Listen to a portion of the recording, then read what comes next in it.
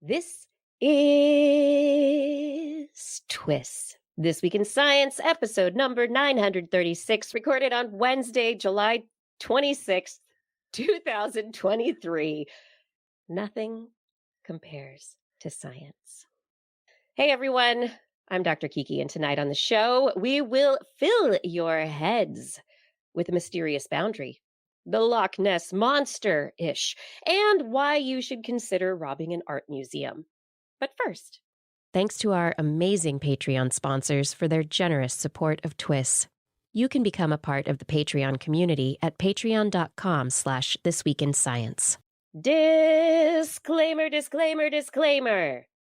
In science, X is an axis, X is a variable, X is a chromosome, X is an energetic frequency of range of light, X is a molecular halogen, X multiplies, X is a unit, X is not owned, yet it is of our own making, and how we use it is yet to be defined on this episode of This Week in Science.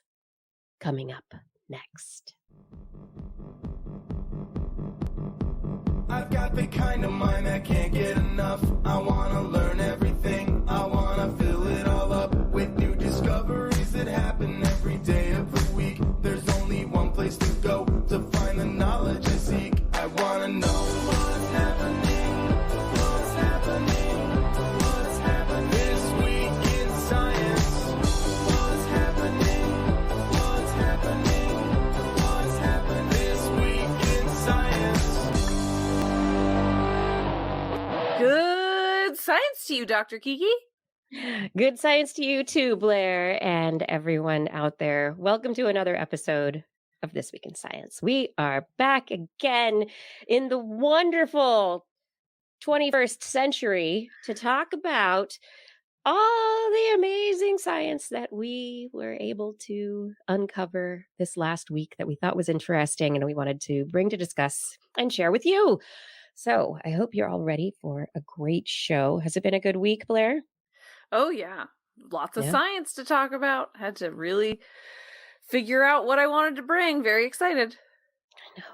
It's all the things that you cut out, right? People want to know, what did you not want to talk about, Blair? No, it's what we want to talk about. That's the important one.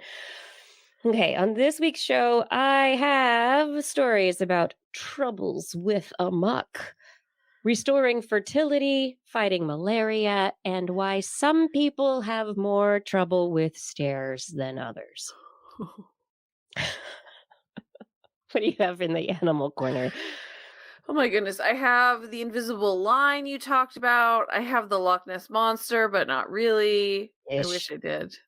And then in the actual animal corner proper, I have neon tetrafish that are very polite and suspicious drongos. I don't even know what a drongo is, but now Ooh. should I be suspicious of the drongos? No, the drongos are suspicious. They're Yeah, they are. They're concerned. I Okay. can't wait for you to find out what a drongo is. This is great. I want to learn about drongos. Okay, but we have to have lots of other stories before we get there, which we're all ready to discuss right now. Okay, if you're not yet subscribed to This Week in Science, you can find us live streaming every Wednesday evening, 8 p.m.-ish Pacific time on Twitch, Facebook, and YouTube. We are live right now on the air as I'm speaking. And if you want to catch us later as a podcast or other recordings, look for us places podcasts are found and on those aforementioned mentioned platforms. Look for This Week in Science. Look for TWIS. We are TWIS Science on some socials and on Twitch. And our website is twis.org, where you can find links to things, show notes, all sorts of fun things. Anyway, it's now time for the science. What do you got, Kiki? Oh, well, first off, I guess I'm going to ruin AMOC. Well, What does that mean? I'm not personally ruining AMOC, not running AMOC. Humanity's running AMOC. That's kind of what we do, apparently. This week was news from a group who have warned of a possible slowing of the Atlantic meridional overturning current. And now there have been movies in which this has happened where suddenly the current that takes all the warmer water from further south brings it up north, it cools and then it overturns, and there's this upwelling and downwelling and the movement of the water, which impacts the wonderful temperate climate of Europe so that Europe can have great Mhm. agriculture. And, I mean, right now it's getting a little bit hotter than maybe people would prefer it to be getting these days because of climate change. But one of the things that may possibly happen is that because we're heating the atmosphere so much and heating the oceans and increasing carbon dioxide, which is having a feedback effect to change pH and also impacting the heat trapping capacity of the atmosphere and the oceans, that the surface of the oceans are getting warmer and warmer and warmer. And as they warm up, it's going to decrease the ability of that Atlantic Ocean meridional overturning circulation, otherwise known as AMOC. It's going to decrease its ability to be AMOC. There's no overturning if there's no temperature gradient. Temperature pressure gradients make the difference.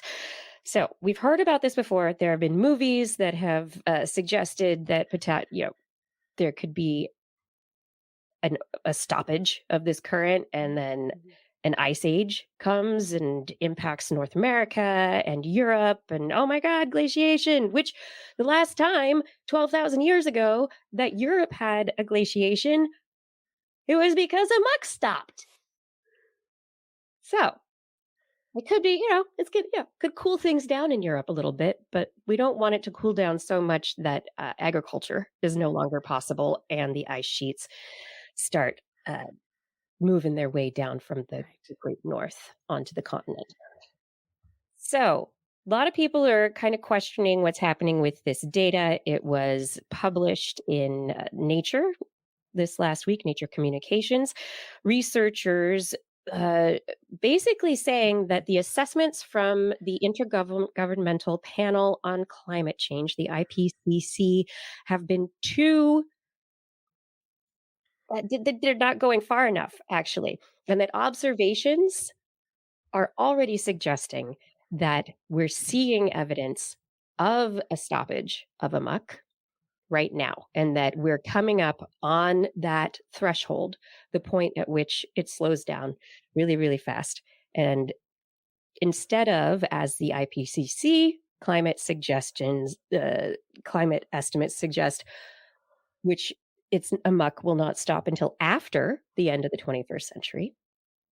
These researchers think now, based on their statistical calculations of variance, that a muck could collapse between sometime around 2025 to 2095. With the That's soon. yes, the estimate is, hey, we're already seeing cooling that is not lining up with the IPCC simulations. So they're already having observations that don't match the IPCC's most extreme simulations or estimates. And so that's why they're suggesting that this is going to be a much more rapid collapse than what is currently Right. estimated. Which could mean a lot, but at the same time, it could be not a complete collapse all at once. Maybe it goes kind of step by step. So like it's a partial slowing, and maybe maybe it doesn't go all at once.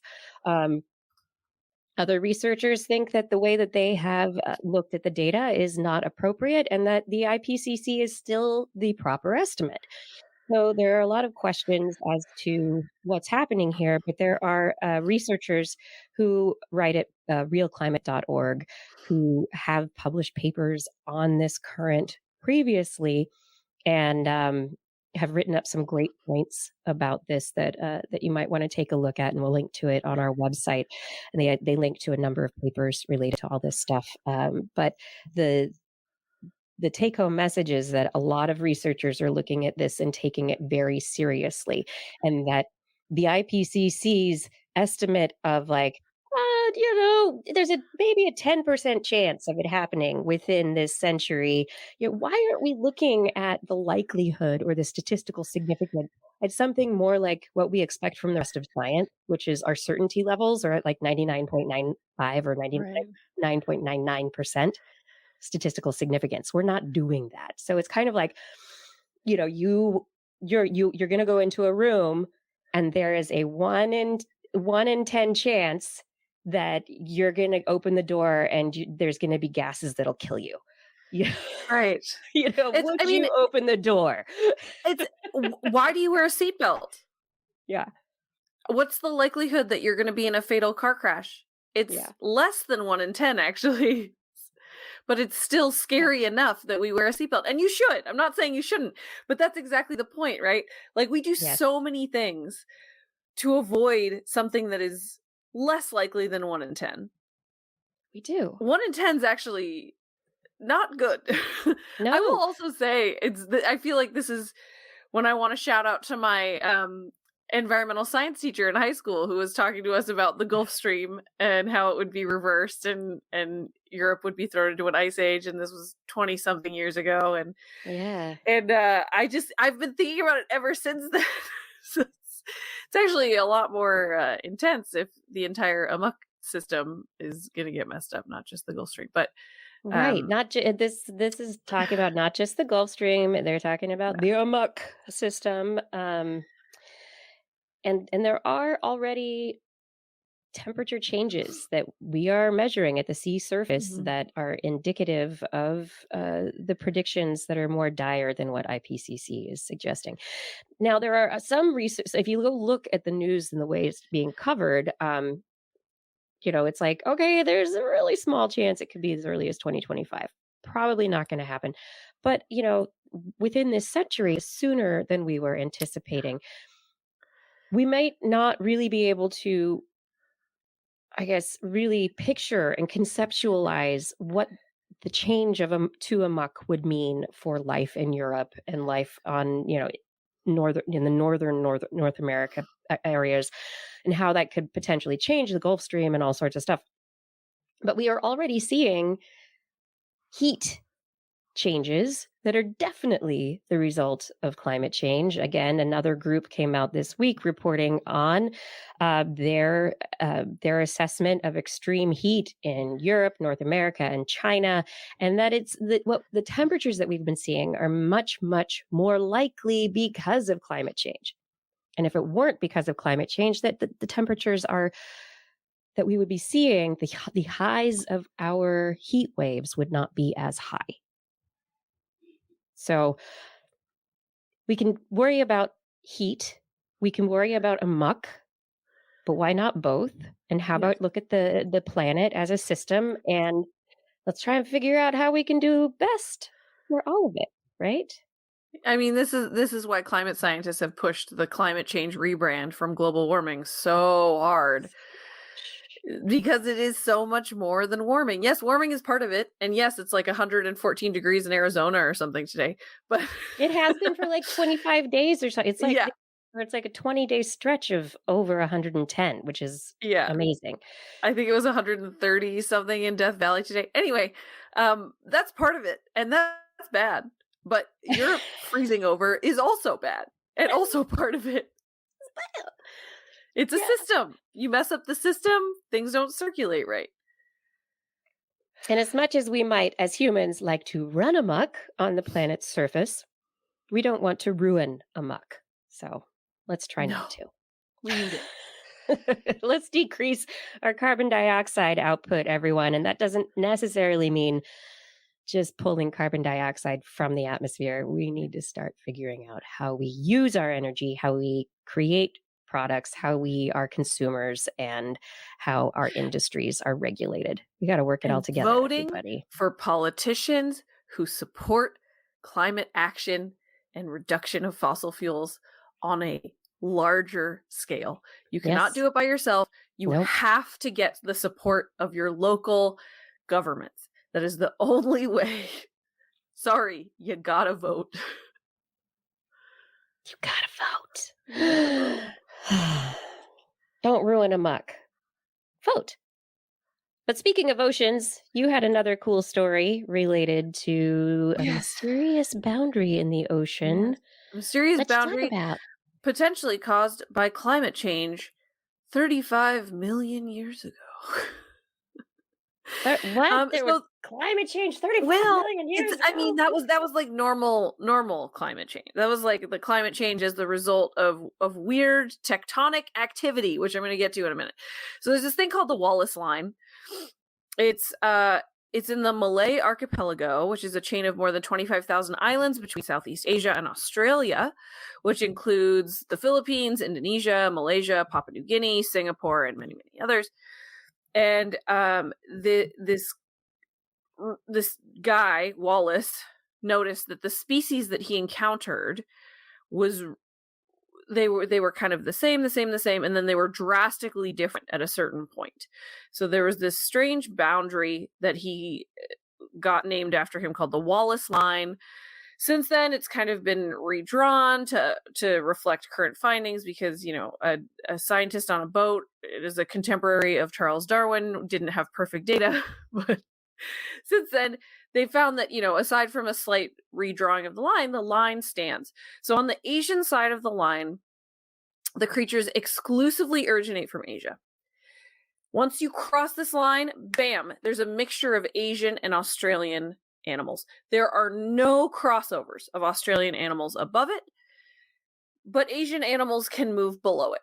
So there's something weird where Asian animals can move one direction, but Australian species cannot move the other.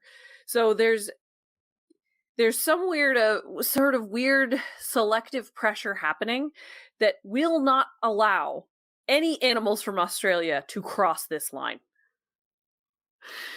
Recent study looked at the kind of more contemporary expectation that it had to do with climatic differences on either side of this line.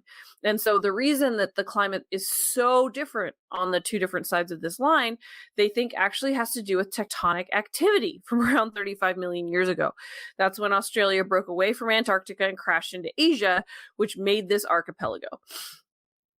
They used a computer model to simulate how animals were impacted by the different climatic effects.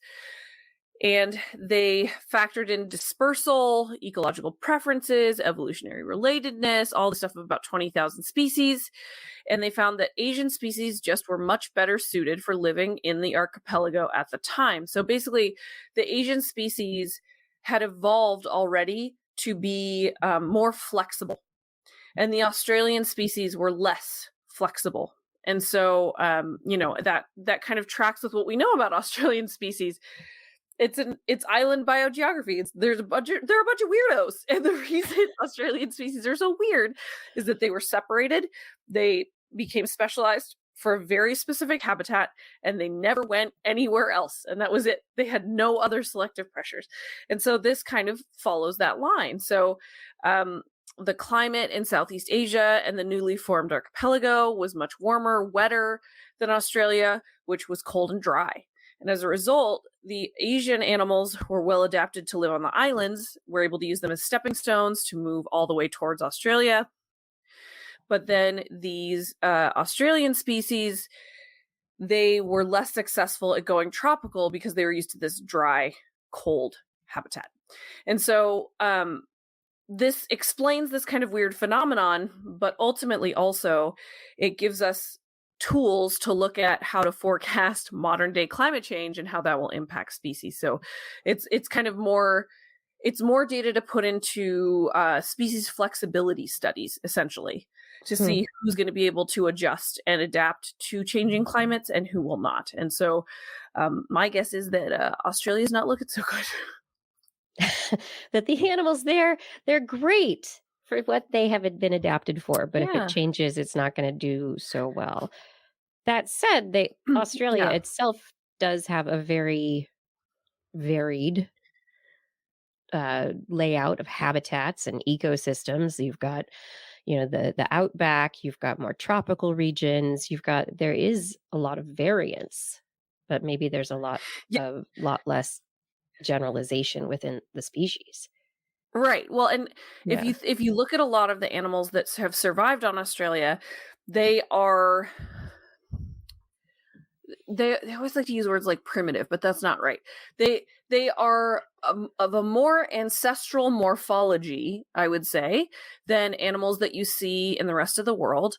Um, Although I will also say that we had a study a couple months ago that said that marsupials might actually not be the default, that was the precursor to placental mammals. So who knows? Maybe I'm totally wrong about that. It turns out, but But it's not that's what the that's what the textbooks study told said. us, Yeah. right? Yeah. Yeah. And So that's like if the that is pheno the case, yeah. then Australian animals kind of have these older traits, evolutionarily speaking, because they didn't have the same selective pressures from being on the mainland, in which case they are generally less flexible, which would follow the results of this study, right? So it's it would make sense, but I am just throwing out there that it was called into question recently whether all the marsupials in Australia are in fact a more ancestral lineage or not. I don't know. But regardless, that kind of explains this Wallace line and gives us some interesting things to look at for the pressures of climate change.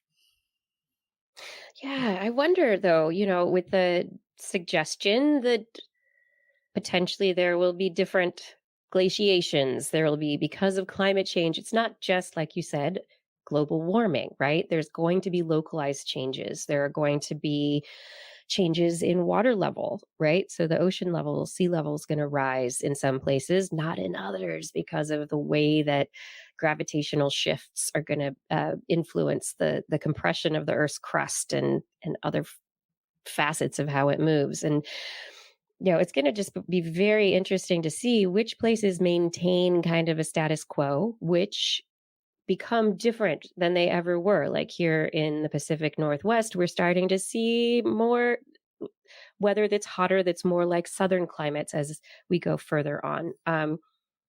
But then will we see stuff like AMOC shutting down that will lead to an ancient kind of need for a phenotype, or something that you Yeah. would consider quote unquote more primitive but could be very well adapted to a particular Right. type of place and time, right? Yeah, and what animals are going to be able to move and island hop and figure out how to kind of get into a spot that they're comfortable with, and what animals will not. Right. Yeah. I don't know, I do feel kind of sad about some of the wonderful Australian species not being able to make their way out, but others I'm absolutely fine with them staying wherever Australia ends up. I Like I'm the having some thoughts. yeah, the venomous ones and yeah, the dangerous ones. They just Yeah. be They're an important part specialized. of their ecosystem, but you're right. I don't need them in my backyard. Oh, you can't make it? Oh, that's too bad. Okay. Oh, shucks. Sorry. Make it. Do I feel bad? No, not really. It'd be interesting to see what would happen should Australia become colder and be affected Yeah. more greatly by those kinds of climates. Not speaking of ancient reproductive capacity and fitness and ability to evolve, but speaking on a level of reproduction and fertility in humans. But of course, in this study, it's a study on mice because we can't really study the things that we're studying unless we study them in other species first. And so it's In always mice. Got it. and mice, yes.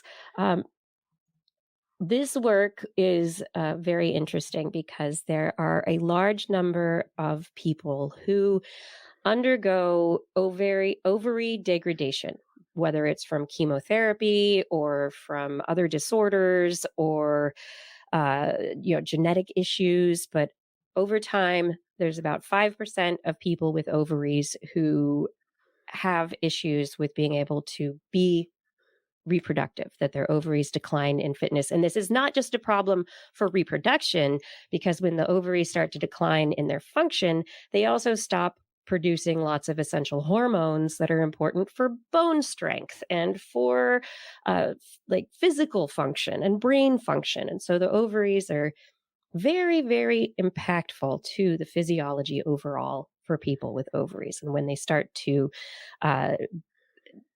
not work as well, things aren't great. It's hard to do with it. So what would it be like if we could repair people's ovaries after they've been destroyed by chemotherapy or damaged by chemotherapy? Wouldn't that be amazing? That'd So be awesome. researchers are working on this. And one thing that they have recently done, just published in the Lancet eBiomedicine, is their study on using induced pluripotent stem cells that they have taken, in this case, from mouse ovaries, the stem cells that are called granulosa cells. These, they can turn into the ovary cells, the cells of the ovary. They've taken the granulosa cells, turned them into induced pluripotent stem cells, and then taken those.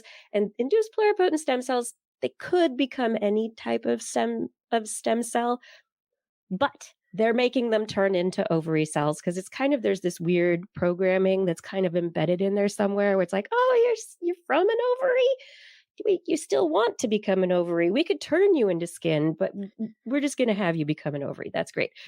So they did that.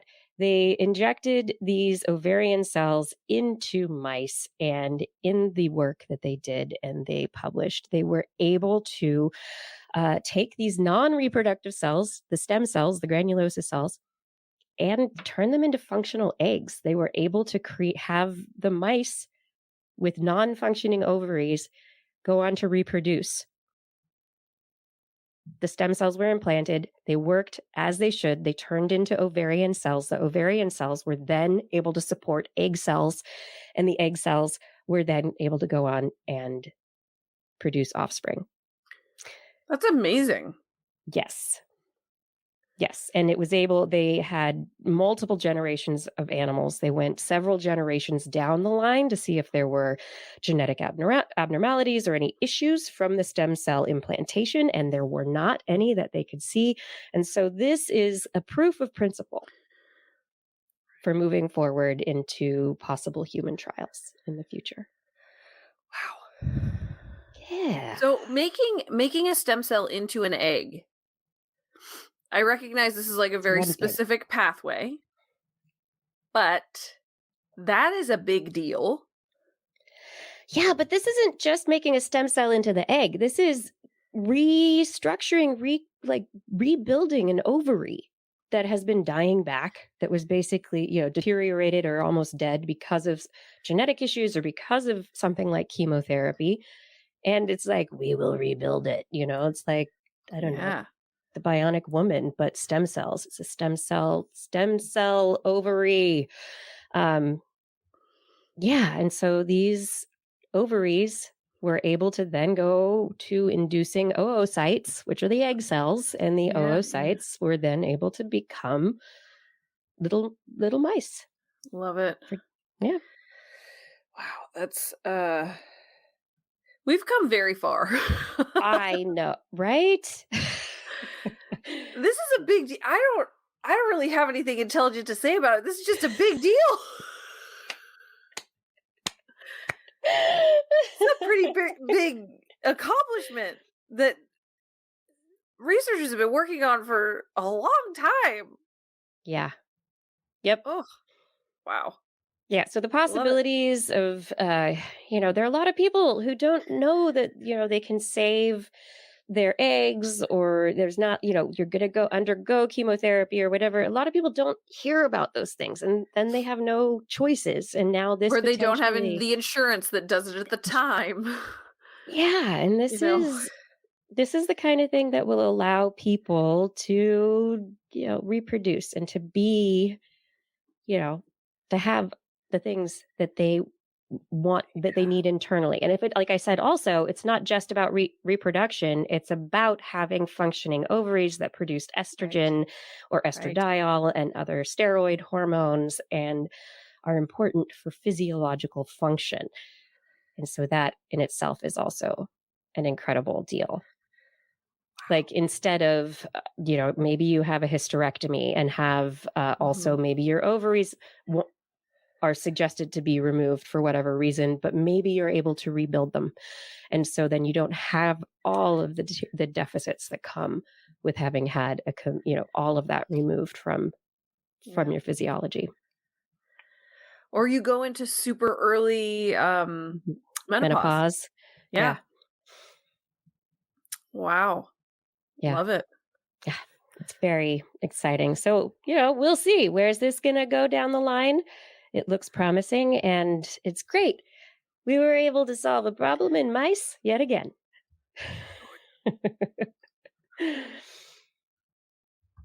Do you want to talk about your monster-ish? I thought you'd never ask. I'm looking forward to this. Yeah. The Loch Ness monster. Is it real? No.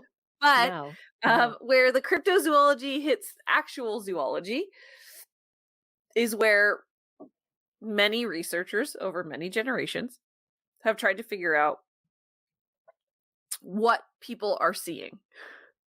What are they photographing? What are they seeing? Where does this lore come from? Is there an animal in the loch that could inspire these stories? One of the predominant theories is that it is a giant eel. That would be a really, really big eel. That's the thing. How big? Great question. So, this research was looking at eel catch in Loch Ness to try to figure out if any eels ever could have possibly been big enough to be mistaken for the Loch Ness monster.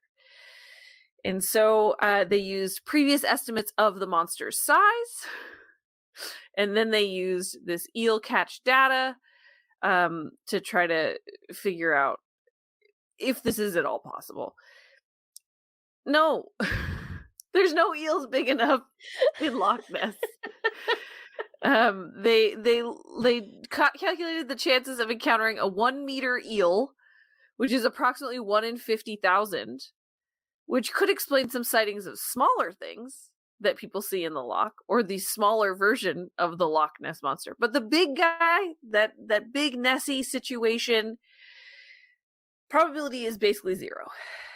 There is no way eels could account for these larger sightings. So purely statistical considerations do not support the existence of exceptionally large eels in Loch Ness, and therefore Nessie is not an eel. All right. What could she be? I don't know. So not European eels, not eels from that Sargasso Sea area that got stuck in Loch Ness at some point. There's no way that could have happened. No. It just really based on this modeling and this catch data. Nope, can't be it. So it's got to be something else. What if it was like an eel ball? Like, what if it was mating season and it was like a bunch of eels? Right, but maybe it's not eels at all, but big fish that have the similar behavior like that. What if it's a log? Which, at a certain time of night and a certain kind of water, with the water reflecting in a particular way, it just, definitely seems like it has a long neck and head extending above the surface. I walk on the Bay Trail every night, and when in the kind of fall winter, when it's kind of twilighty and I'm walking and I see reflections on the water, I have seen what looks, I swear, like an alligator. I know it's not, because I'm in the San Francisco Bay. There's no alligators there. There shouldn't be anyway. Yeah, it's a log. Sometimes I'll see what I swear is an otter, which is possible. Usually a log. True. Sometimes I'll see what I am sure is a sea lion. Like, oh my gosh, there's a sea lion here. Log. Possible again, but almost always a log. log. So my money for Nessie is that she's a log. But we know for sure, based on eel catch data, the science tells us not an eel. So there you go. Not an eel. Okay, Not so an eel. we've checked that possibility off. Narrowed it Nessie's down. not an eel. Could be an actual monster, I suppose, but whatever. Or a log. Or a log. My money's on log. It's log. It's log. Anyone who gets that old reference. I couldn't tell you the next phrase, but I am aware of it.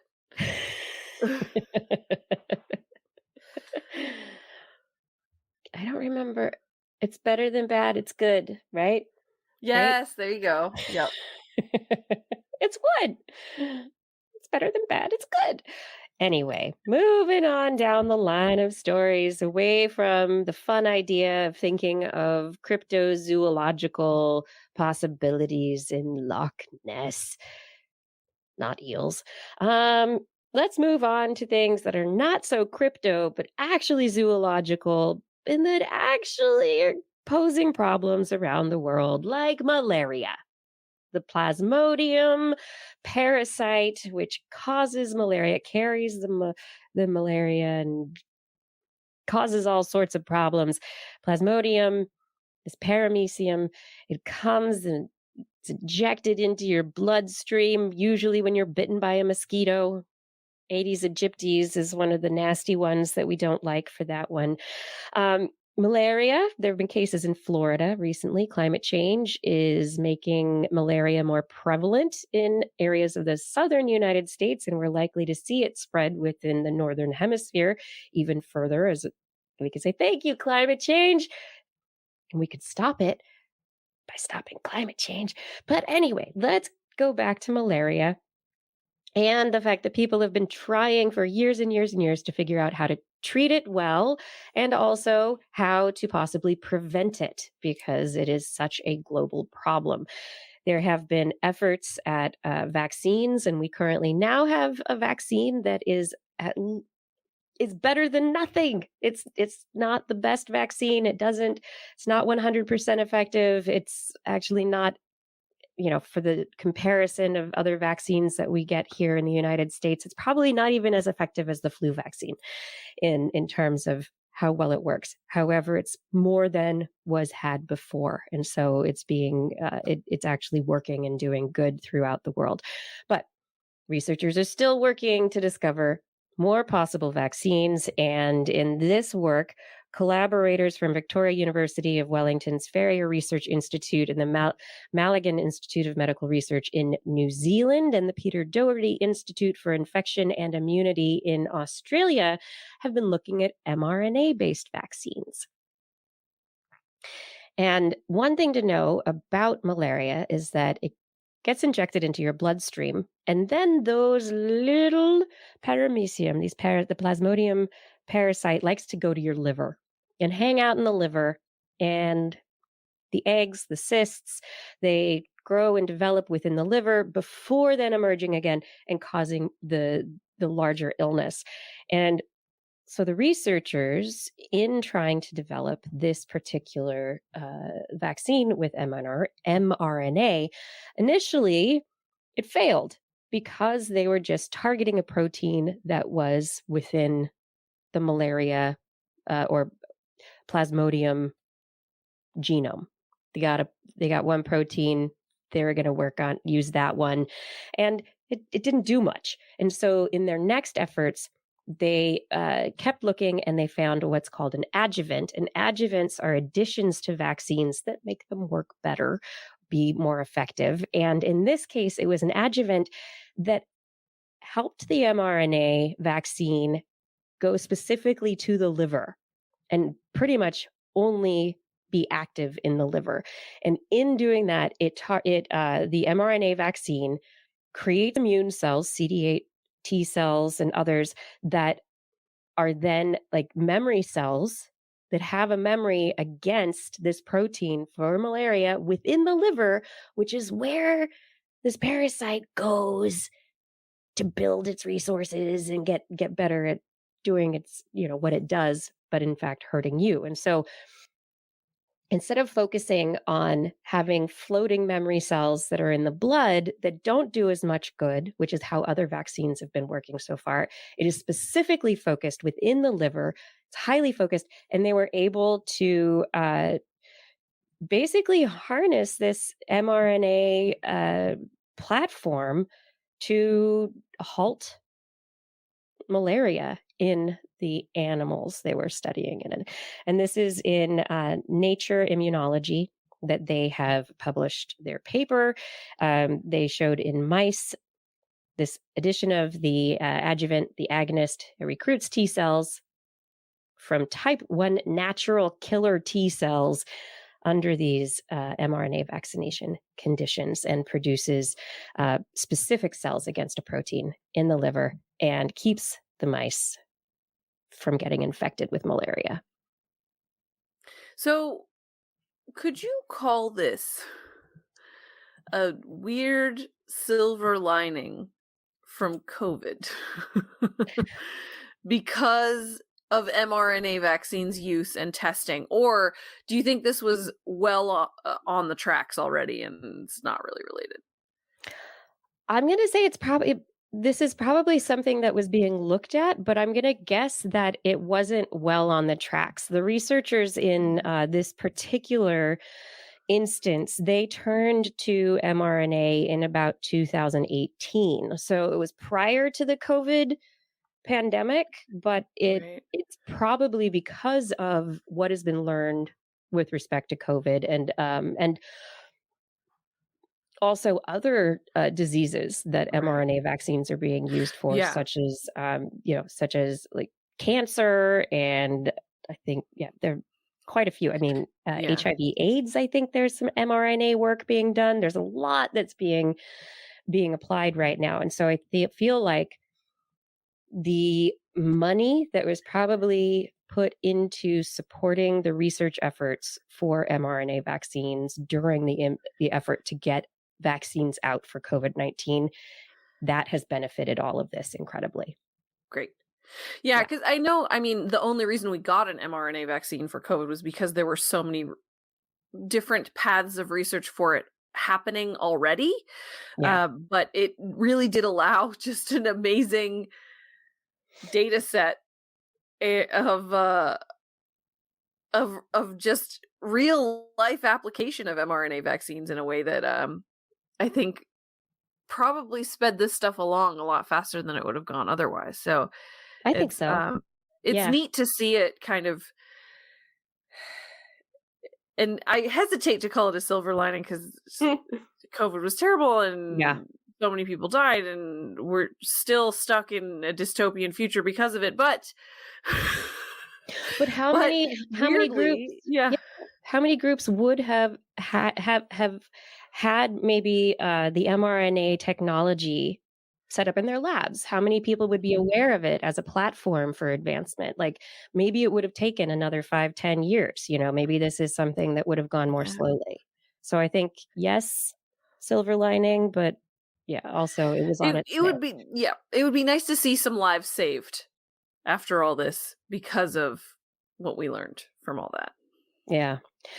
Two of the really interesting aspects of this study also is that other vaccines don't work as well sometimes when people have been previously exposed to malaria. So a lot of the vaccines out there, they don't work as well because people have had malaria before. And it makes it hard for the vaccine to actually have an impact.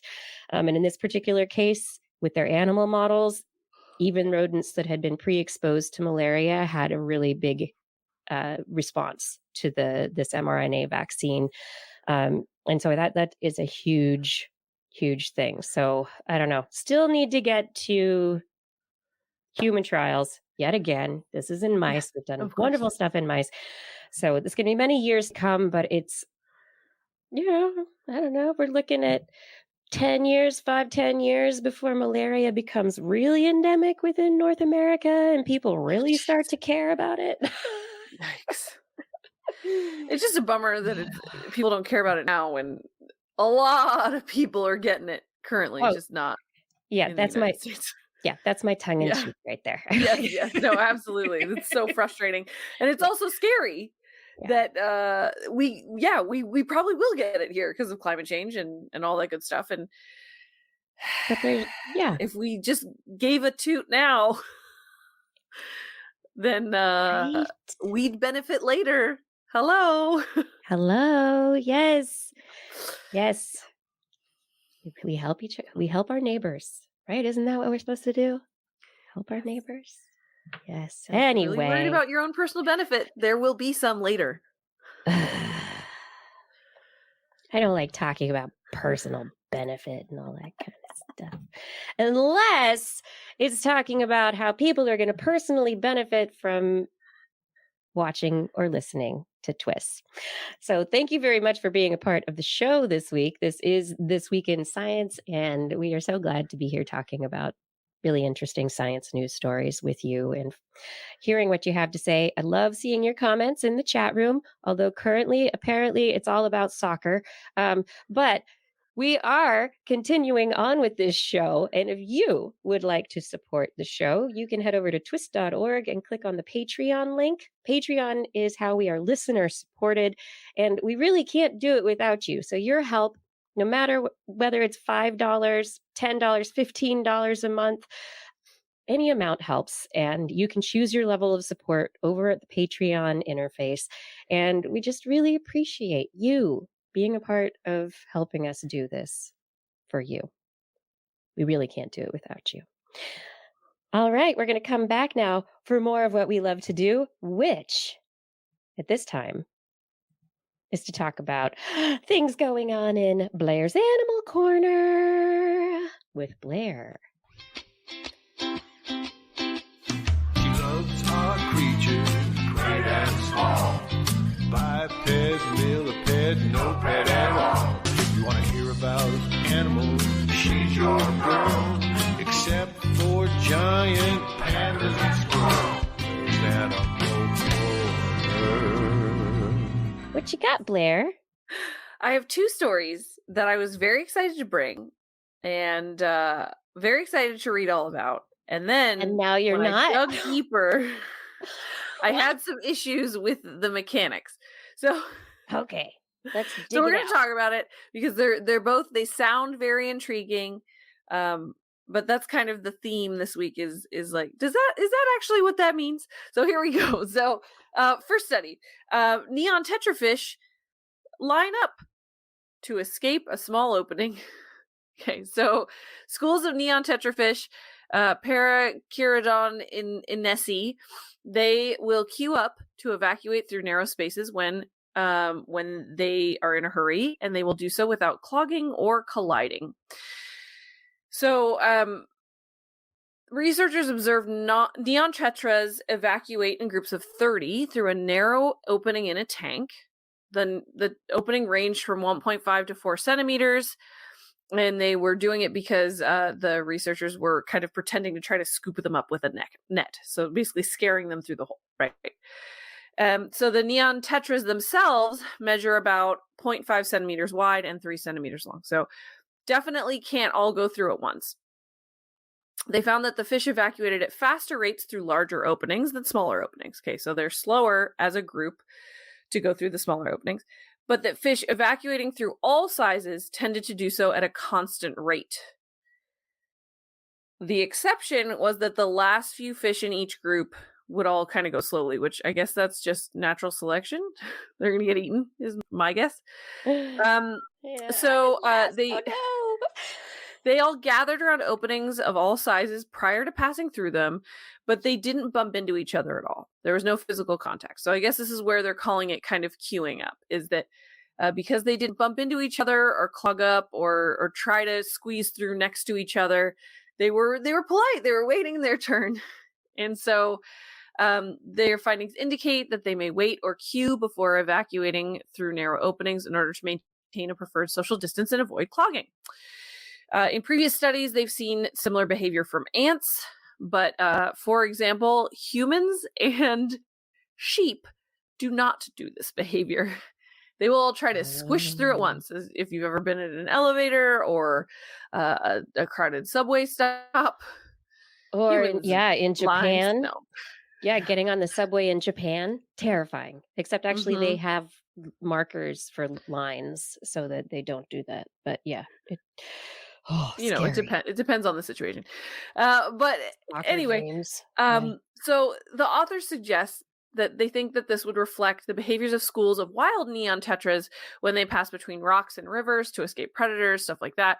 And so I get it. It makes sense to me. I think a lot more study is needed. I definitely think they need to look at this in the wild. You can't just assume that this is going to happen the exact same way, especially when you're using a net, which is basically like a wall. It's not just a threat. It's you must move this way. Like, if the net makes any physical contact with fish, you're not testing what you think you're testing. Anyway, so there's that. But I also think that queuing up, that forming a line is not the same thing as just not mobbing. Yeah. And it sounds like there's an allocation of something that's way more complicated to what's going on other than just fish school. Fish are very good at not running into each other. It's like their whole thing. They're very aware of their neighbors and how their neighbors are moving. And that's actually part of their survival within schools of fish, that movement. Right. Yeah. Whereas herds of sheep, for example, will constantly make contact with each other. Yeah. So yes. Anyway, I think it's cool. I really appreciate that the neon tetras didn't all try to squeeze through at the same time. But I definitely think that more research is needed. And of course, the icing on the cake with this is that what's the proposed use of these findings? You got it. To inform the development of swarm robots. Those are words I don't like hearing together. Wait, what? Hold on. So not to help make exits from human event spaces. No. No. No, that's the second thing that they say, as well as traffic management methods for autonomous cars. That's actually the second thing. The third thing they say is human crowd management. But why swarm robots first? Come on. Thank you. Why? Why are the swarm robots first? No, thank you. It's anyway. Autonomous cars also. You guys haven't figured out how to teach the cars how to line up? Because if you really haven't figured that out yet, I'm scared. Because there are self-driving cars currently on the road. Oh, yeah. A lot of them. Yes. This part out yet, I'm concerned.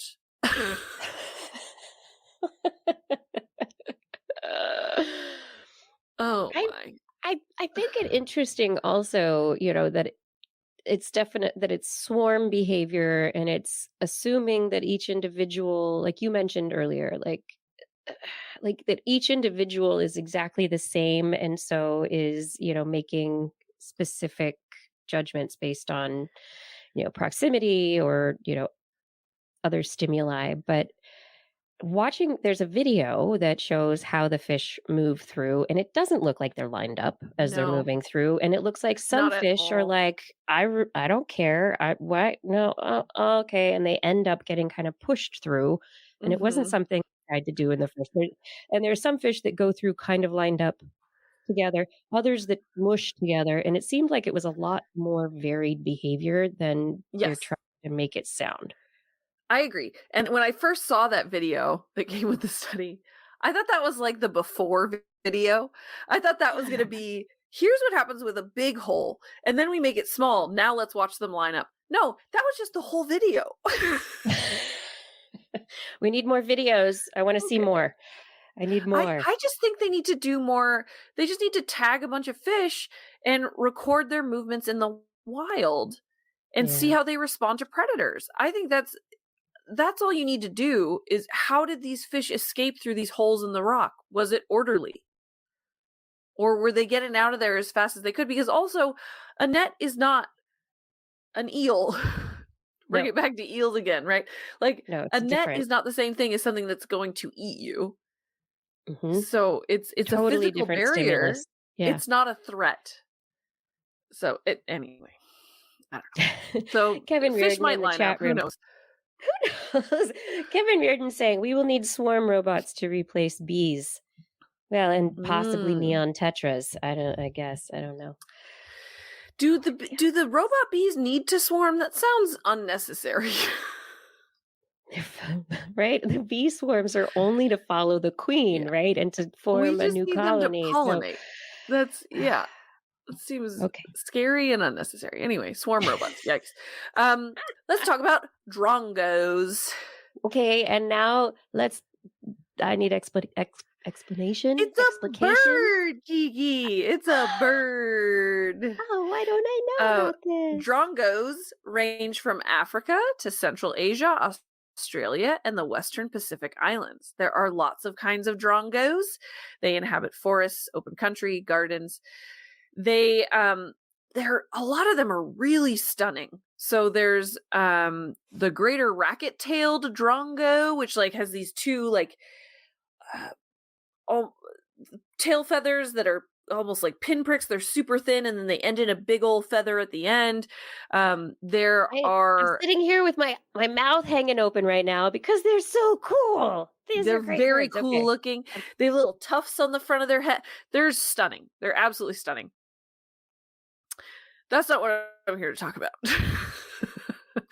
I'm here to talk about the fact that specifically fork-tailed drongos in Africa are often the target of brood parasitism by African cuckoos, our buddies, the cuckoos. So they'll lay an egg in a drongo nest so that they don't have to rear the chick themselves. And then if the imposter egg goes undetected, then the cuckoo will hatch. It'll be much larger than the baby drongos. It will eat all the baby drongos, and then the mom and dad drongos will care for the cuckoo.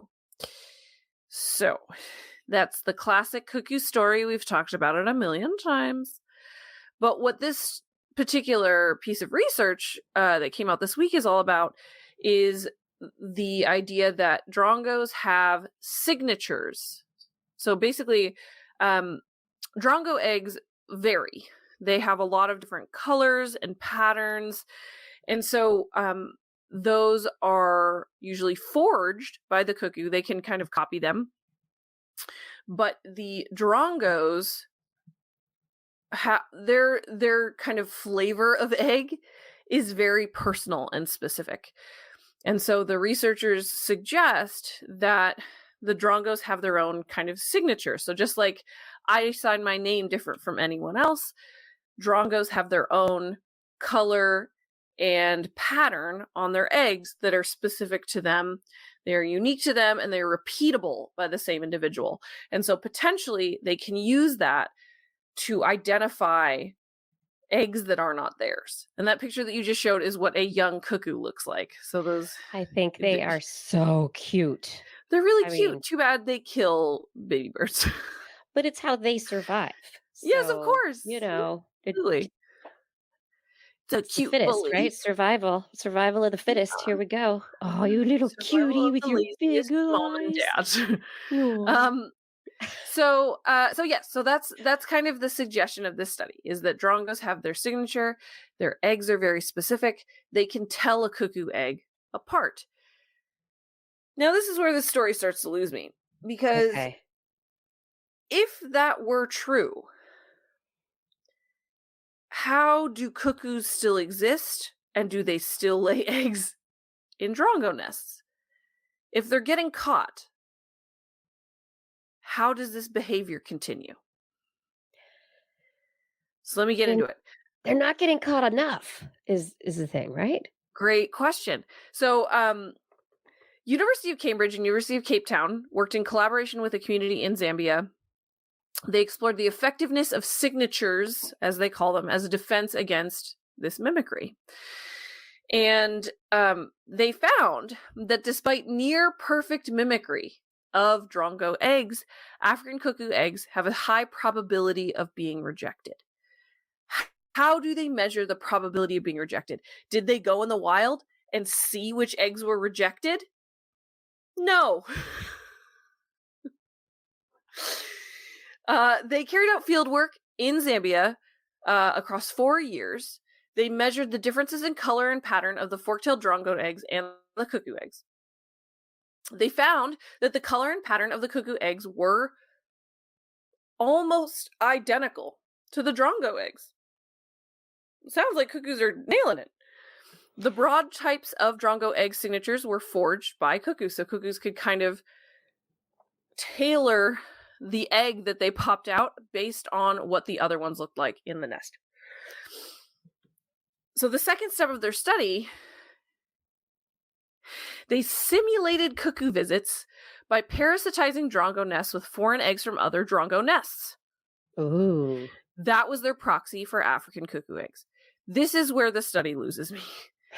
Because you are completely changing the variable. Yeah, it's not a cuckoo egg anymore. It's a drongo egg. Which the whole point of this study is saying that each drongo has a specific signature. So then they checked the nest daily to see whether the drongo parents accepted the foreign egg or if they realized it was imposter and rejected it by removing it from their nest.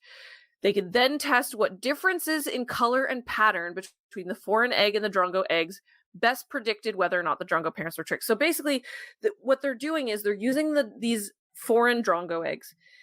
If they're rejected, they're figuring out why, and then they're applying that to cuckoo eggs. So it sounds almost like they made things too difficult for themselves, but ultimately, in order to try to control what was happening, they tried to identify what about the eggs made them successful or not. They then created a mathematical model to predict how often, on average, cuckoos would have their eggs rejected. And the predicted rate of rejection was 93.7%. Which is super high. There's no way cuckoos can survive that. That species cannot cope. Because then you've got, 96%-ish of 96.3%. 6.3% of those survivors then having to be young baby birds surviving in a nest and then surviving to adulthood to then pass on their own egg to a nest. Yes. And then they have to beat those 6.3% odds that their eggs continue. It's impossible. It is impossible that this brood parasitism could continue with that low of a success rate. So, their additional simulations show it's likely because these drongos have these signatures on their eggs. And so even though cuckoos have evolved forgeries, they don't have enough of a match of their own eggs. But again, we don't know that because they didn't test cuckoo eggs. Right. They tested drongo eggs. Right. And so this is where I think it's really funny. The results of the study suggest that a female cuckoo may only fledge 2 chicks in her lifetime, only just replacing herself and her mate. Researchers say that this would not amount to a sustainable population, which presents a puzzle because African cuckoos remain a common bird in many parts of Africa. So their suggestion to explain this is that the fork-tailed drongos where the research took place could be particularly good at spotting forgeries. So they think that this population is just really good at it. And that perhaps this part of Zambia is a hot spot for parasitism where drongos have particularly fine-tuned defenses, and so cuckoos stand little chance. Or your research method was flawed. Which is I'm questioning that you're coming up with this criticism and the published study got published without it being a criticism to begin with. It's maybe I don't have the whole story here, but based on the information I've been given, it seems like you could also just observe wild drongo nests and see which ones cuckoos laid eggs in. and Mhm. check the success rate. See what kind of, And eggshells are in the nest or yeah, outside the nest. You don't even have to yeah, disturb the nest. You look at the ground and see what no, is on the ground around the nest. Um, yes. yeah, so, I mean, from previous research, not specifically with the drongo, but with cuckoos generally, there's been some fascinating work related to this, like, predator-prey, coevolution that's gone on, Right. where you have specific cuckoo species or cuckoo populations that because they live in a particular area where another particular population or multiple populations of parasitized birds also exist, that the cuckoos start to create the molecular, like they have the molecular signatures to be able to create the shells that look like the birds that they are going to parasitize. So there's this, the fingerprinting itself is an evolutionary war, that they are Mhm. going toward this point of being able to really replicate the eggs of the parasitized species. Um, and it seems to me that, if you're taking a completely different individual drongo's egg where it has a different fingerprint, you're going to Mhm. have rejection of that more often than something that has been specialized to look as close to the fingerprint of your egg Yes. as possible. Yeah, absolutely. And I would say that Mm. kind of the step 1 of this study, totally valid. Drongo Mhm. egg to drongo egg, unique.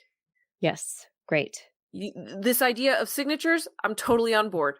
Individual drongos have their own little like flare that comes out on their eggs. Cool. That's their Oh. brand. That's what my eggs look like.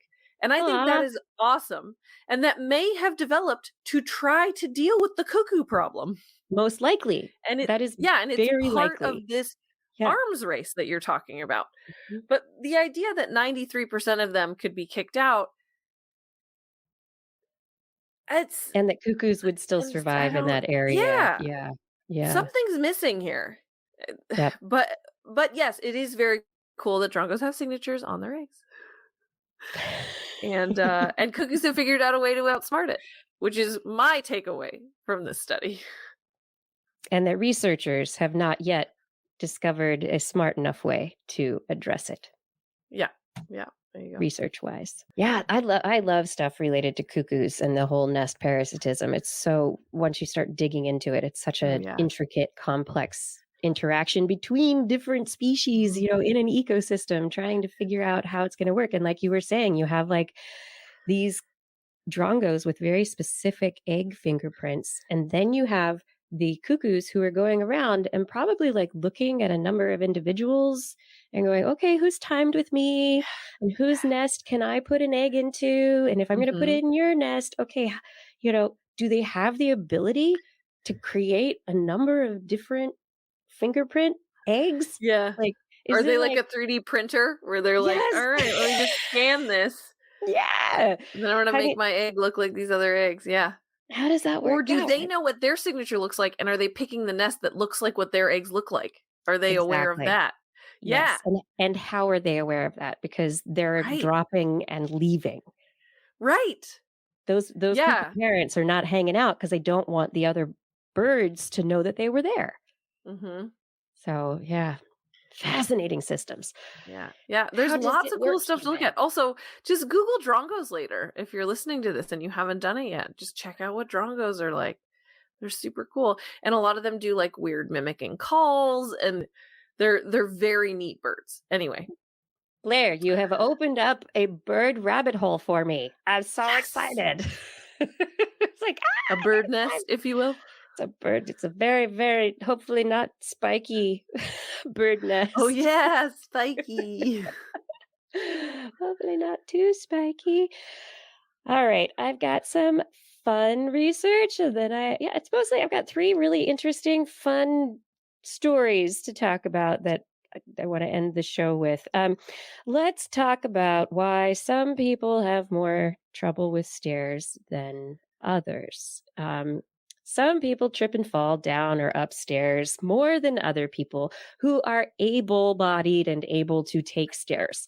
And I'm not talking about people who have differently abled I'm talking about people who are able-bodied, able to take stairs. Some people just have stair trouble, and it's like, what's going on there? So, of course, researchers were like, hey, let's, study this and publish it in PLOS One.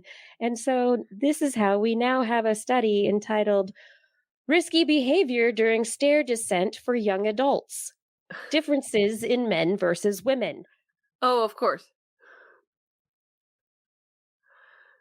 So their research looking at young adult pedestrians, 2,400 of them, 1,470 men, 930 women. They videotaped them on a college campus during descent on 2 different staircases. Oh, no. A short staircase of 2 steps and a long staircase of 17 steps. And then the researchers they had codes for like what happened, like risky behavior kind of things. What were people doing while they were going down the stairs? Things were they like on their phones? Use an electronic device, not using the handrail, being in an in-person conversation, having your hands in your pockets. Oh no, don't do that. Wearing sandals or high heels was another one. Skipping steps is another one. So, man, skipping steps going down is ballsy. Skipping steps going up, that's fine.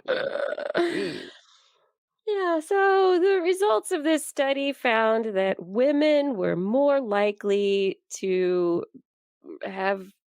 be engaging in so-called risky behavior on staircases than men. But did they fall more? Yeah, the women were injured more often. It's the high heels and the petticoats and the bustles. Obviously, they get in the way. The hoop skirts, overall, the number of injuries and falls out of those 2,400 stair descents, they had the number of co-occurring risky behaviors is higher in women, so 1.9 to 2.3. 5 pedestrians lost balance but didn't fall. 4 of the pedestrians lost balance on the top step. All 5 had their gaze diverted from the step at the time their balance was lost. And these observed behaviors might be related to the higher rate of injuries on stairs in young adults. Hold on. Young adults. 2,400 descents. Yeah, 5 injuries? Yeah, not even injuries, just losing balance. 5. Apparently 5 out of 2,400. Yes. That doesn't math. That's not statistically significant. Well, their statistics were statisticky. Okay, that just doesn't seem. You need more data. That's not. What? No, okay. So they found that women were significantly less likely to use the handrail. No participants used the handrail on the 2-step staircase, though. Women were more likely to be holding something in their hands or to be engaged in conversation, to wear sandals or high heels, and so also had the higher number of those behaviors co-occurring than men did. Interesting. Okay. I don't know about that. I need more. I need more data. I think that we need a lot more. I find it interesting that the researchers add the young women we observed demonstrated more risky behaviors than the young men. Future studies should also examine physiological differences that may lead to greater injury risk, such as differences in strength or reaction time. Okay. We know that's bunk, though. How many studies have to happen that prove that that's not real? Right. I mean, this goes to sports. This goes to so many things. Yeah. Okay. Anyway, I'm going to say that they probably saw a number of these things happening, these risky behaviors, but the number of actual injuries they observed were very, very low. And so I find it questionable that they would even be able to have a statistical significance in that sample set. And in my own anecdotal observation of risky behavior on stairs in my household versus balance lost, I would say that the men are more prone to these troubles than women. Go back one. I'm curious about the handrail thing too, because I think handrail use during handrail use, observation as a percent of all. The total was only 35%, 35.2% of the total. Observation as percent of the number of men is 37% of the men and 30% of women, 30.7% of women. But there was, again, a much smaller number of women than there were. Right. That's the other problem. It's not controlled exactly. Yeah. Okay. They've got a large enough sample set they can do the analysis, but yeah. You got to put men in sandals and you got to put men in heels. I'm sorry. That is the only way you can actually identify any of these things as real variables. As a real risk. Is it? I mean, just walking in heels. I don't know. Yeah. Yes. I want to see how they got these p-values. I'm very skeptical of these p-values. I don't like it. I brought it because I thought it was ridiculous. Like, okay, sure. Anybody. If you want to be safe on stairs, please use a handrail. Yeah. Don't look at your phone. Don't look at your phone. Pay attention to where the stairs are when you're starting down the steps so that you have a good sense. Make sure that the stairs, these are campus stairs, so they're going to be regular. Sometimes in old houses, stairs are weird, so you don't know what's going to be happening there. And if they're slippery, you don't know. So pay attention. Stairs are stairs. Don't be like a young person like me and just go head first down the stairs. Whee! I think the thing that's like more likely to identify if you're going to be careful on stairs or not is if you had a lot of accidents before. I'm very careful on stairs. I'm very careful on inclines. I'm very careful in a lot of situations because I went through a very clumsy period and I fell down a lot. I think it was when I grew about 1.5 feet in less than a year. It took a while for me to figure to my body used to how it all moves, right? Yeah. Your body's figuring it out. Yeah, and so I am very careful now in all those areas, and I cannot think of the last time I actually fell downstairs or fell down going upstairs, and it's because I'm always holding the handrail and I am paying attention. I'm looking at my feet. Pay attention, everybody. Honestly, this is the thing. Pay attention, everybody. Be careful on stairs. Stairs are dangerous. I guess it's when you're younger, you're more free and, I don't know, not paying as much attention. And maybe it's lack of experience. Maybe it's an undeveloped prefrontal cortex. I don't know. But just be careful on stairs, all right? Please? Especially if you're wearing sandals or high heels. This is my other fun one that I love. So if you were to go to a religious sermon, tricky premise, but continue.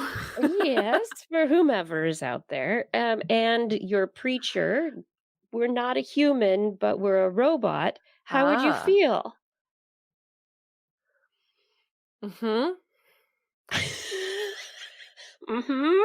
I have trouble answering that question because of the premise itself, but I think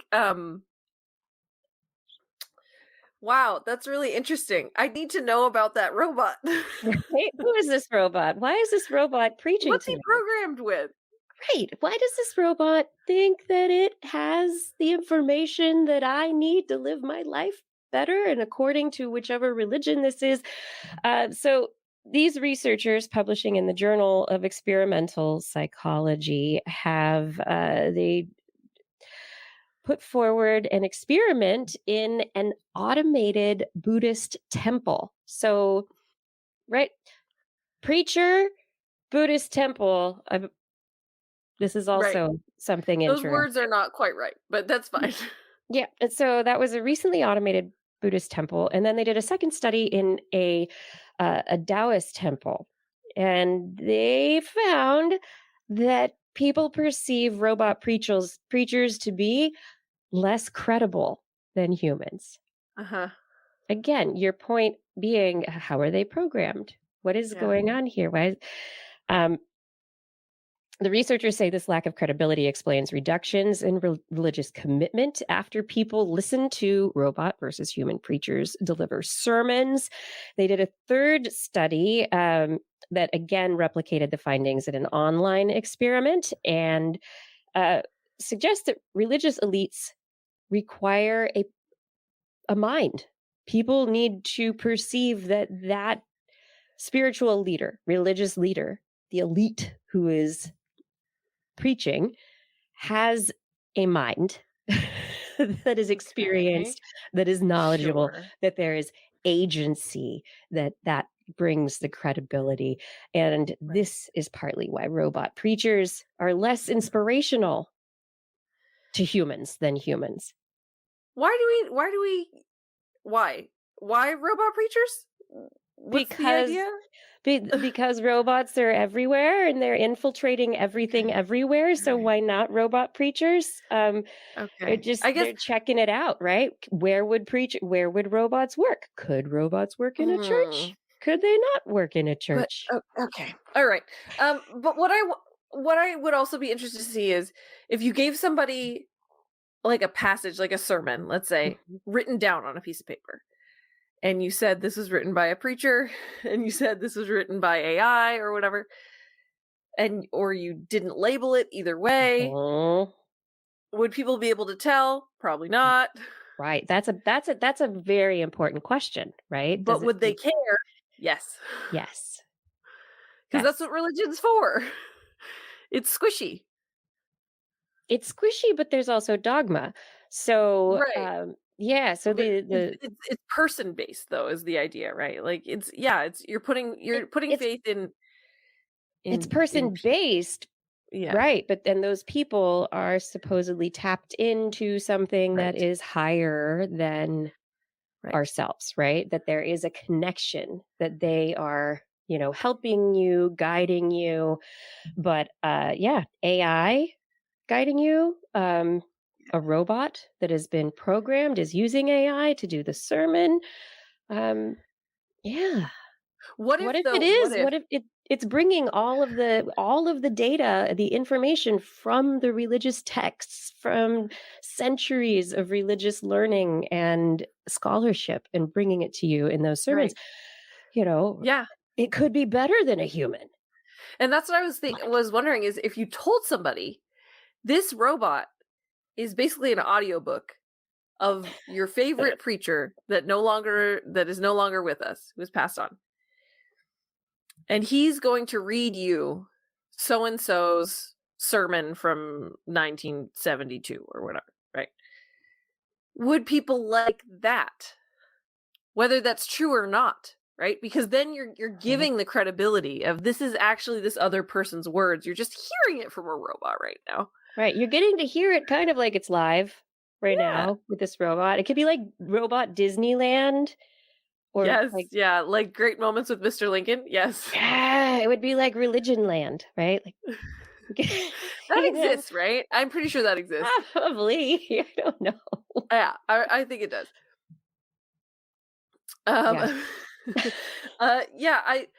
This is a study I don't know if we needed. I think we do this, right? And that, this is someone did a study and they published it, and people aren't into robots as preachers yet. And this was what would be interesting though. We're not there yet. Would you believe in a robot doctor? That would be interesting. Because Yeah, do you they're doing need the that. person? Do you need the human to feel like you're getting the back and forth and the subjective response and all these sorts of things? Or like, because religion in and of itself is, as you said, you're supposing a connection to a higher power, which a robot cannot have. Mm-mm. But Should, with like according a to the way we doctor, view AI as of now, no. Maybe sometime in the right? future. Who knows? Who Yeah. knows?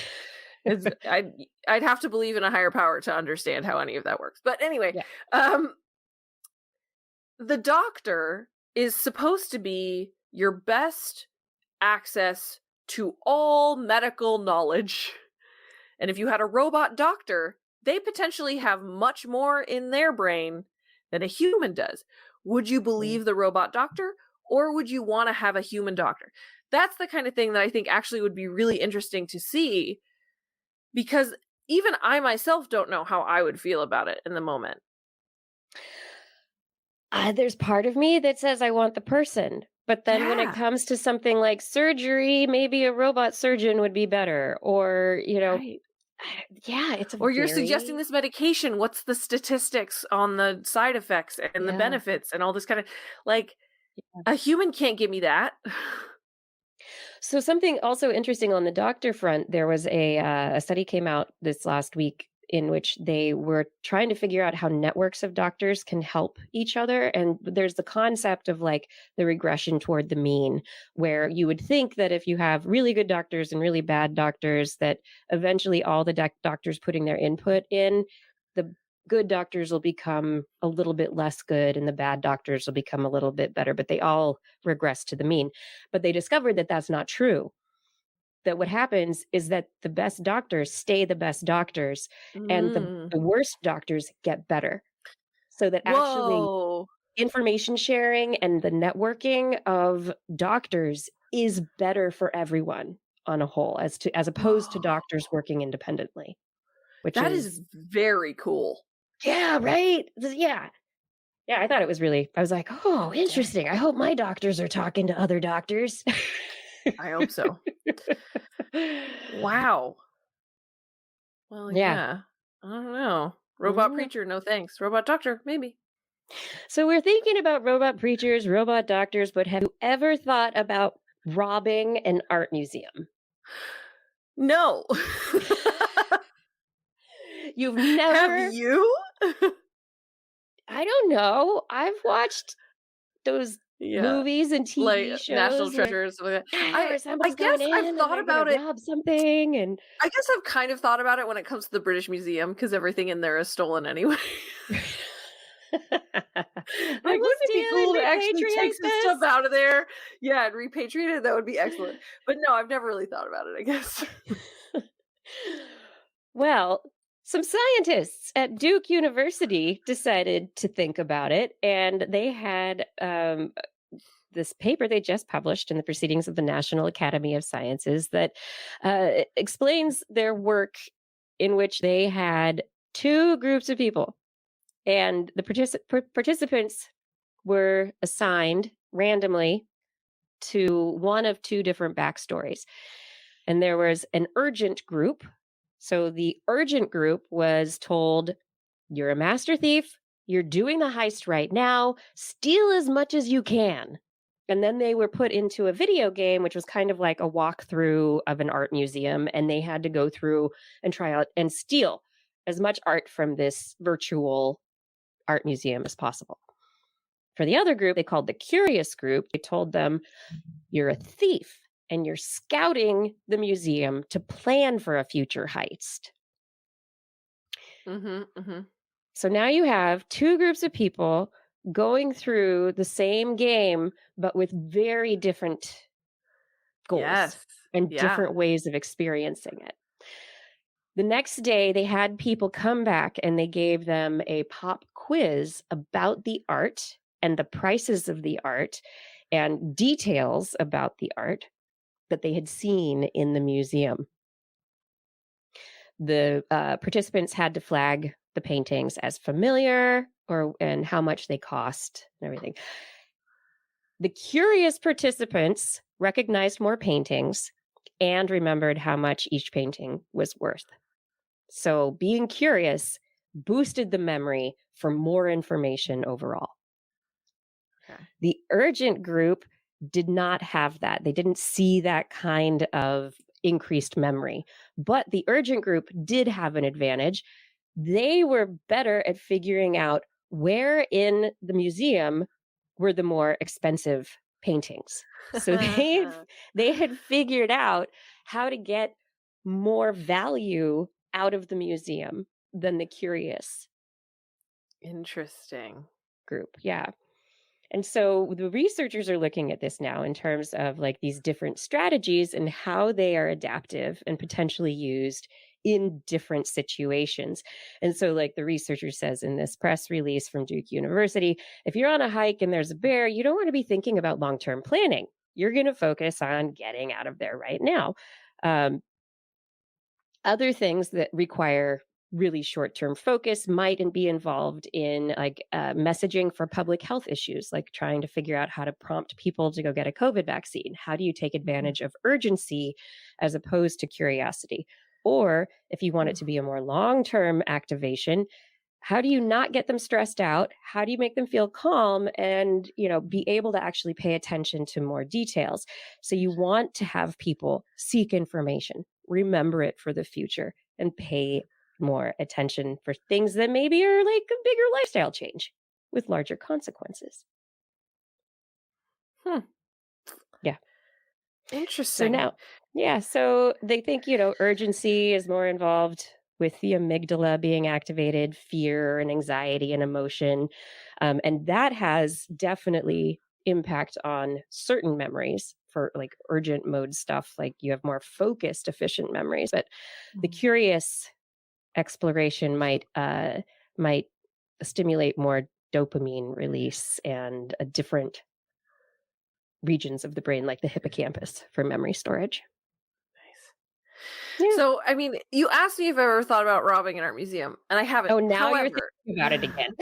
No, it's funny that what actually completely slipped my mind is that I'm currently in a Dungeons and Dragons campaign that is all heist based. And so it was supposed to be, That's awesome. it was supposed to be a one shot. It was supposed to be like a 4-hour thing, right? We've now met 3 times for multiple hours each time. And we just finished the initial planning stage, the actual like recon mission. And and so how many details do you remember related to the heist? Every room, talked to every person, figured out what was going on in every part of this area. And so now we're going to go back, and the actual heist itself is probably only going to take 1 session. But I think you're so right about how, when you're in that curious stage, there's so much more room to gather information, and you're kind of assembling kind of thought processes. There were a couple moments where we thought maybe we were in trouble and we were going to have to smash and grab and go. And suddenly it's all about, where are my exits? What are the risks? How can I get out of here as fast as possible? I don't care about that hallway. I haven't looked down. Who cares what's down there? Who cares? What are the things I do know? How much? What is the most I can get out of here with safely? Yeah, absolutely. It's so funny. I think that's hilarious. But I think the other thing is that, this is kind of like a memory castle kind of thing. So if you do want to use this kind of strategy for your own memory techniques and remembering things in the future, like give yourself that kind of maybe heist kind of strategy and, think about it from that perspective. Like, what do you want to know and what do you need to remember if you're going to be successful on, that test later on at the end of the week? How can you wander through a historical situation to remember all these details? Or how can you wander through an art museum or a science museum or whatever to get as much and retain as much information as possible? Yeah, that's so fun. I love that. But it does kind of speak to this other piece about the kind of just how your brain works in moments of planning, and when you're not in trouble and no alarms are going off, and versus fight or flight time. Gotta go. What is essential? Yeah.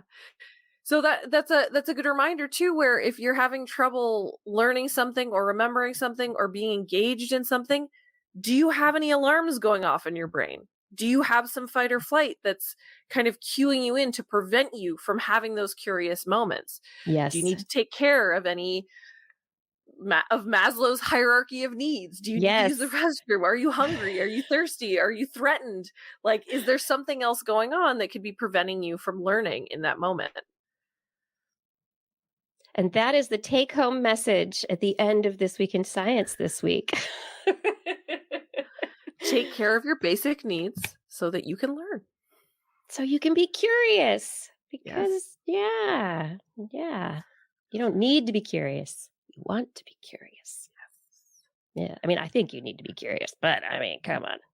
We're going to talk about it. We've come to the end, yes? Yes. We did We've done it. Made it. We've made it all the way through another episode of This Week in Science with all of you. Thank you so much for joining us. Thanks to everyone in the chat room. I did see you talking about soccer in there. Let's go Portland Timbers. That's great. But come on, it's science. You did make it. You did make it through the show and chat about science with us. And I appreciate that for all our chat rooms. Not Facebook tonight, unfortunately, but Twitch and YouTube. Thanks for being there. Thank you so much, Fada. Thank you for your help with show notes and social media. Thank you to Identity4 for recording the show. Thank you to Gord, and Lore, others who help keep the chat rooms nice places to hang out. And Rachel, thank you so much for editing the show. And of course, as always, thank you to all of our Patreon sponsors without whom we would not be able to do the show. Thank you to Craig Potts, Mary Gertz, Teresa Smith, Richard Badge, Kent Northcote, George Corris, Fiel Velazarb, John Ratnaswamy, Carl Kornfeld, Chris Wozniak, Vegard Shefstad, Hal Snyder, Jonathan Stiles, a.k.a. Don Stylo, Ali Coffin, Reagan, Don Mundus, P.I.G., Stephen Albaran, Dale Myshak, Stu Pollock, Andrew Swanson, Fredos 104, Sky Luke, Paul Ronovich, Kevin Reardon, Noodles, Jack Bryan, Carrington, David E., Youngblood, Sean Clarence Lamb, John McKee, Greg Riley, Mark Hessenflow, Steve Leisman, a.k.a. Zima, Ken Hayes, Howard Tan, Christopher Rappin, Richard Brendan Minish, Johnny Gridley, Remy Day, G. Burton Lattimore, Flying Out, Christopher Dreyer, Artyom, Greg Briggs, John Atwood, Rudy Garcia, Dave Wilkinson, Rodney Lewis, Paul Rick Ramus, Philip Shane, Kurt Larson, Craig Landon, Sue Doster, Jason Olds, Dave Neighbor, Eric Knapp, E.O., Adam Mishkon, Kevin Parachan, Aaron Luthen, Steve DeBell, Bob Calder, Marjorie, Paul D. Disney, David Simmerly, Patrick Pecoraro, and Tony Steele. Thank you all for all of your support on Patreon. If any of you out there would like to support us on Patreon, please head over to TWIS.org and click on the Patreon link on next week's show. We will be back on Wednesday at 8 p.m. Pacific time, broadcasting live from YouTube and hopefully Facebook and from twist.org/live. Oh, and Justin will be back next week also. Woo-woo! We hope. Fingers crossed. Haven't heard from him in 3 weeks, so have actually no clue whatsoever. You're right. I'm guessing based on month-old information that he will be back. Exactly. Want to listen to us as a podcast? Well, just search for This Week in Science wherever podcasts are found. And if you enjoy the show, please get your friends to listen too. For more information on anything you've heard here today, show notes and links to the stories that we discussed will be available on our website. That's at www.twist.org. And you can also sign up for a newsletter that may come to your inbox someday. Someday. Yes. You can contact us directly. Email me, Kirsten at thisweekinscience.com, Justin at twistminion@gmail.com, or Blair at blairbaz@twist.org. Put TWIS in the subject line so your email doesn't get spam filtered into a robot preacher in a church that no one's going to anymore, because who wants to go listen to a robot preacher anyway? Speaking of robot preachers, you can also try to hit us up on what used to be called Twitter. I don't know. I mean, you can try. At TWIS Science, at Dr. Kiki, at Jackson Fly, at Blair's Menagerie. I haven't even opened that app in several weeks, but you can give it a go. Find us. We do love your feedback though. So for email, at least, we love your feedback. If there's a topic you would like to cover or address or suggestion for an interview, please let us know. And we will be back here again next week, and we hope that you will join us again for more great science news. And if you've learned anything at all from the show today, remember, it's all in your head. This Week in Science. This Week in Science. This Week in Science. This Week in Science, it's the end of the world. So I'm setting up shop, got my banner unfurled. It says the scientist is in, I'm gonna sell my advice. Show them how to stop the robots with a simple device. I'll reverse global warming with a wave of my hand. And all it'll cost you is a couple of grand. 'Cause this week's science is coming your way. So everybody listen to what I say. I use the scientific method for all that it's worth. And I'll broadcast my opinion all over the earth. 'Cause it's This Week in Science. This Week in Science. This Week in Science. Science. Science. Science. Science. Science. This Week in Science. This Week in Science. This Week in Science. This Week in Science. This Week in Science. This Week in Science. This Week in Science. This Week in Science.